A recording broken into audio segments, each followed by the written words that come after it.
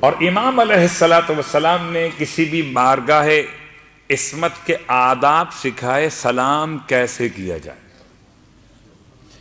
اور اس کے ذیل میں یہ واقعہ ایک ملاقات امام کا واقعہ، سید احمد الصالح کا واقعہ، رہنے والے ہیں رشت کے، اور وہاں سے آپ کی نسبت رشتی آپ کو کہا گیا، اور آپ کی امام سے ملاقات، اور ملاقات میں امام علیہ السلام کے 3 مطالبات اپنے شیعوں سے، 3 مطالبات اپنے شیعوں سے۔ اب جو شیعہ ہے وہ امام سے مطالبہ اپنا کر رہا ہے، اور امام اس سے اپنا مطالبہ کر رہے ہیں۔ جو آپ کو امام سے مانگنا ہے وہ آپ مانگ رہے ہیں، اور امام نے آپ سے کیا مانگا وہ کیا ہے؟ کیا 3 باتیں، النافلہ النافلہ النافلہ، عاشورہ عاشورہ عاشورہ، جامعہ جامعہ جامعہ، 3 باتیں۔ نافلہ نماز شب، 3 مرتبہ امام نے تاکید فرمائی، اور شاید 3 مرتبہ تاکید میں اتنی بات آپ تک پھر پہنچا دوں، دہرا دوں، پھر دہرا دوں۔ نماز شب وہ عظیم ترین نافلہ ہے، وقت سے پہلے رجا کی نیت سے، وقت کے بعد قضا کی نیت سے، اور عمدہ ہے وقت کے اندر ادا کی نیت سے۔ نافلہ نافلہ نافلہ، بہت ساری دعاؤں سے، بہت سارے وظائف سے، بہت سارے اعمال سے ایک عمل، مضبوط عمل، النافلہ۔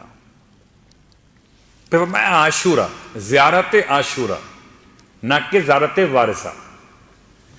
اصلاً زیارت وارثہ سرکار سید الشہداء کے حرم کے اندر پڑھنے کا طریقہ سلام ہے، کہ سرہانے جائیے تو یہ پڑھیے، پانتین آئیے یہ پڑھیے، پھر اس طرح جناب علی اکبر کو، اس طرح شہداء کربلا کو سلام پڑھ لیجیے۔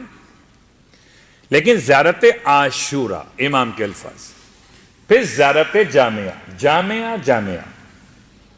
تو آئیے اگر آج سے ہم اس مجلس کے بعد سے عہد کرتے ہیں، زیارت عاشورہ پڑھیں گے، وقت کتنا لگے گا؟ شاید ابتداءً لگتے ہوں 20 منٹ، اور 20 سے 25 منٹ لگتے ہیں زیارت جامعہ کبیرہ کے اندر۔ یہ 1 گھنٹے کا عمل سب ملا لیجئے، نماز شب، نماز شب، نماز شب کے علاوہ زیارت جامعہ اور زیارت عاشورہ۔ کیا اپنے زمانے کے امام کو 1 گھنٹہ بھی، 1 گھنٹہ، 24 گھنٹوں میں سے 1 گھنٹہ، 1 گھنٹہ، جس کی محبت میں خدا نے گھنٹے بنائے ہیں، اس کے لیے 1 گھنٹہ؟ قسم بخدا یہ 3 باتیں امام کے اکاؤنٹ میں نہیں جائیں گی۔ آپ پڑھیں گے تو امام کا مقام نہیں بڑھ جائے گا، آپ چھوڑ دیں گے تو امام کا مقام کم نہیں ہو جائے گا۔ یہ تو آپ کے لیے، صلوات پڑھیں محمد و آل محمد۔